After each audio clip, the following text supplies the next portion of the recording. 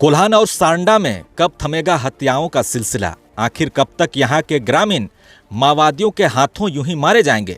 सारंडा से एक और बहुत बुरी और दुखद खबर निकलकर सामने आ रही है, जहां माओवादियों द्वारा पुलिस मुखबिरी के नाम से डोलाई गाढ़ा के पास एक ग्रामीण की हत्या कर दी गई है। मृतक का नाम है डुपरा होनहागा, जिसे हथियारबंद माओवादियों द्वारा घर से निकालकर नदी किनारे ले जाकर धारदार हथियार से गला काटकर निर्मम हत्या कर दी गई है। ज्ञात हो कि 2 दिन पूर्व ही इसी क्षेत्र के मरांग पोंगा में आईडी विस्फोट की घटना हुई थी, जिसमें सीआरपीएफ 193 बटालियन के 2 जवान बुरी तरह से घायल हो गए थे, जिनमें एक जवान की इलाज के दौरान मौत हो गई थी। ज्ञात हो कि कुछ महीने पूर्व भी आईडी विस्फोट की घटना से 7 वर्षीय बच्ची की भी मौत हो चुकी है। मृतका का नाम सानियारो गागराई था, जो गांव तिरिलपोसी थाना जराईकेला की रहने वाली थी। मृतका अपने माता पिता के साथ पास के राधापोड़ा जंगल में पत्ता तोड़ने व मवेशी चराने गई थी। इसी क्रम में माओवादियों द्वारा लगाए गए आईडी बम की चपेट में वो आ गई और अत्यधिक रक्तस्राव होने के कारण घटना के कुछ देर बाद ही मासूम बच्ची की दर्दनाक मौत हो गई। माओवादियों द्वारा लगाए गए प्रेशर आईडी की चपेट में आकर ये कोई पहली मौत नहीं है। कोल्हान व सांडा में अब तक माओवादियों के द्वारा लगाए गए प्रेशर आईडी बम की चपेट में आकर 2 दर्जन से ज्यादा ग्रामीणों की मौत हो गई है तथा सैकड़ों बेजुबान जंगली जानवरों की भी मौत इसी प्रेशर आईडी की चपेट में आने से हो गई है। ये मौत का सिलसिला कब थमेगी, यह मुख्य सवाल है। गौर करने वाली बात है कि कुछ साल पहले तक माओवादी यही खूनी खेल कोल्हान के जंगल में खेल चुके हैं, जहां 2 दर्जन से ज्यादा लोगों की मौत माओवादियों के द्वारा लगाए गए प्रेशर आईडी बम की चपेट में आकर हो गई है।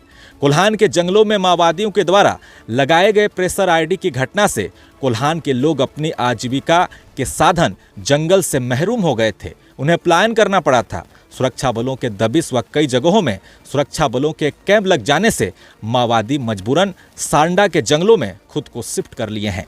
वर्तमान में माओवादी के लिए सारंडा एक सुरक्षित ठिकाना बन गया है, जहां माओवादी 1 साल से शरण लिए हुए हैं।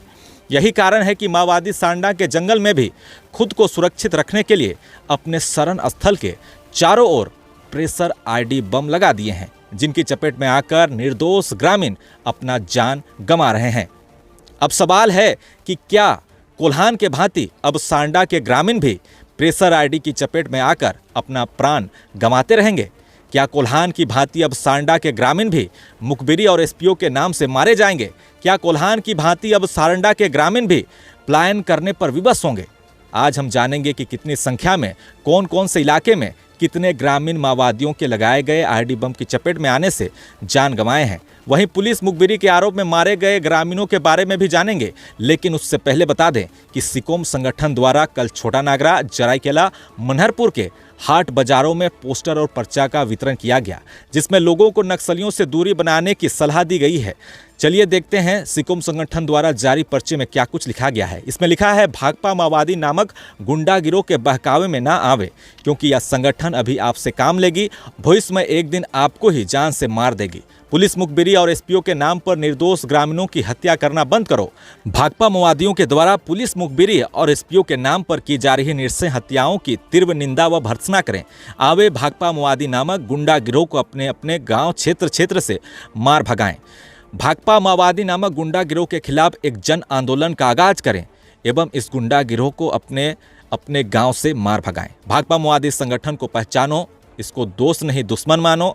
जो ग्रामीण माओवादी के साथ जाएगा या तो तय है कि एक दिन माओवादी के हाथों ही मारा जाएगा। संगठन के संगत में जो जाएगा एक दिन बड़ा पछताएगा। जब माओवादी संगठन से नाता तोड़ोगे तब सुख शांति और समृद्धि पाओगे। निर्दोष ग्रामीणों के हत्यारे सागर, अनल, बुधराम, अनमोल, रापा, मच्छू, सागेन, गुंगा, चंदन, पिंटू, अश्विन को अपने अपने गांव से मार भगाएं। तो देखिए किस तरीके से सिकोम संगठन के द्वारा पर्चे बांटे गए कई बाजार और हाटों में। अब चलिए जानते हैं इस प्रेशर आईडी बम की चपेट में आकर कितने ग्रामीणों की मौतें हुई हैं उसके बारे में। 7 जनवरी 2025 को 7 वर्षीय सानियारो गागराई, जो कि तिरिलपोसी गांव की रहने वाली थी, इसकी भी मौत आईडी बम की चपेट में आने से हो जाती है।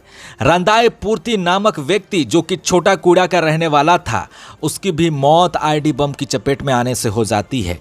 12/9/2023 को लोबोगो, उम्र 25 वर्ष, गांव कादरबेड़ा, थाना गोइलकेरा, इसकी भी मौत आईडी बम की चपेट में आने से हो जाती है।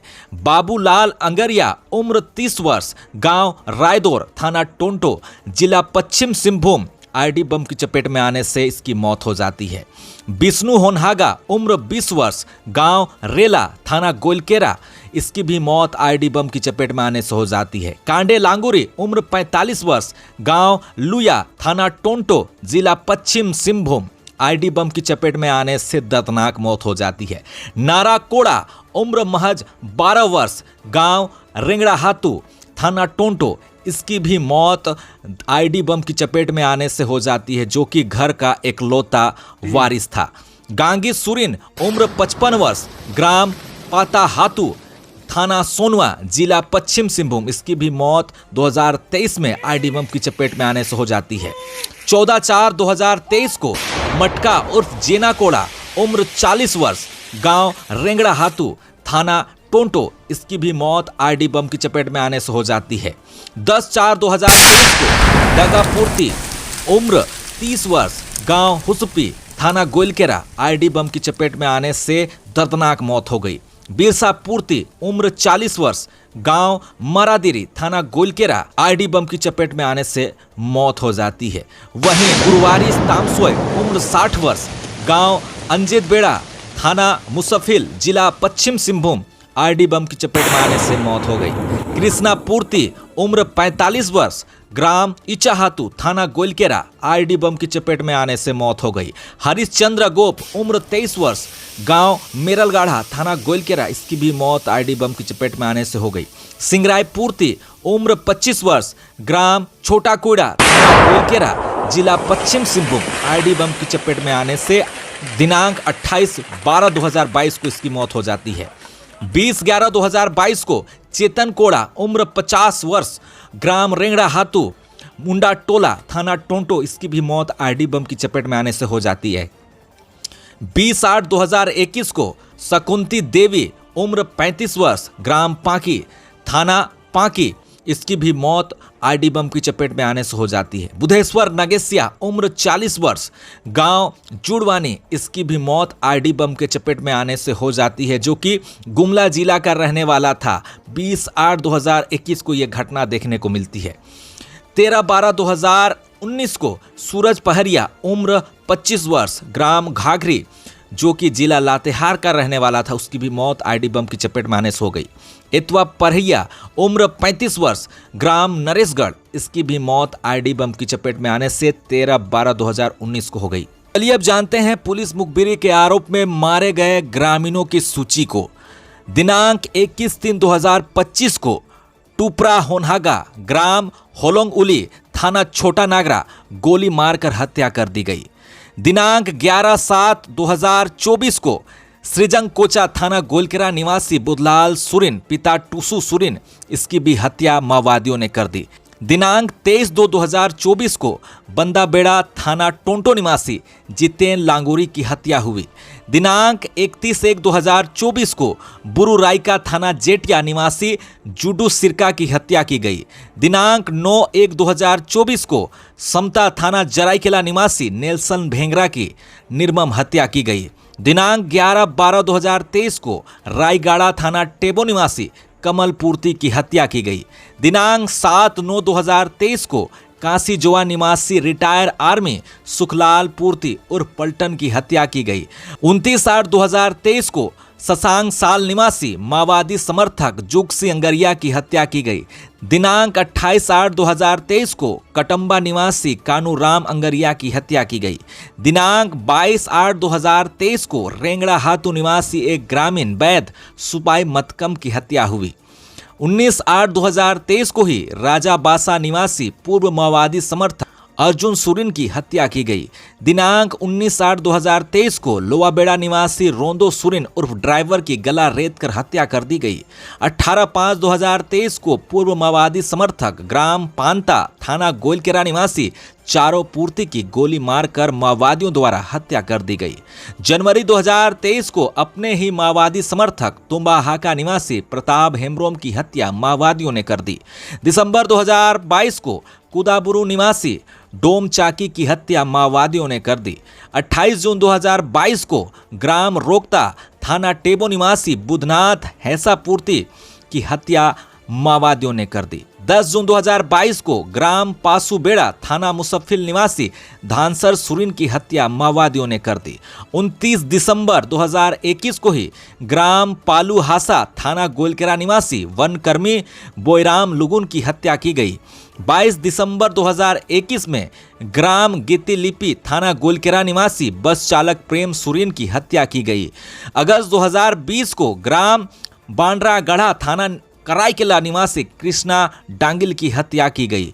वर्ष 2020 को ही ग्राम पोंगा थाना छोटा नागरा निवासी सोराई बांदे की हत्या की गई। 2020 को ही ग्राम रेंगड़ा हातू थाना टोंटो निवासी राशन डीलर बजाय मुंडारी की हत्या माओवादियों ने कर दी। 2020 में मुर्गा और बकरी व्यापारी ग्राम भालूरुगी थाना सोनमा निवासी राजकिशोर गोप की हत्या माओवादियों ने कर दी। वर्ष 2019 में ही नचलदा के ग्रामीण मुंडा लखन हेमरोम की हत्या माओवादियों ने की।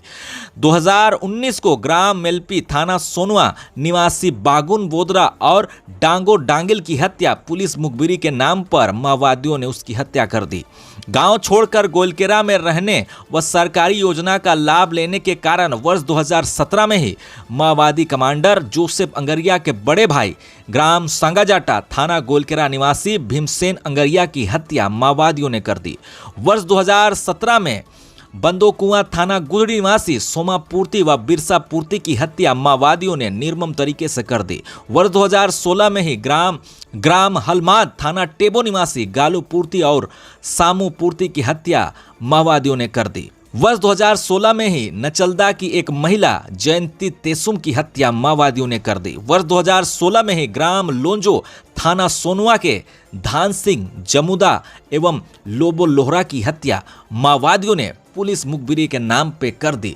तो आखिर सवाल यही है कि आखिर कब तक इस तरीके से पुलिस मुखबिरी के आरोप में मासूम ग्रामीण निर्दोष ग्रामीण मारे जाएंगे और कब तक माओवादियों के द्वारा बिछाए गए आईडी बम की चपेट में आकर ग्रामीणों की मौत होते रहेगी।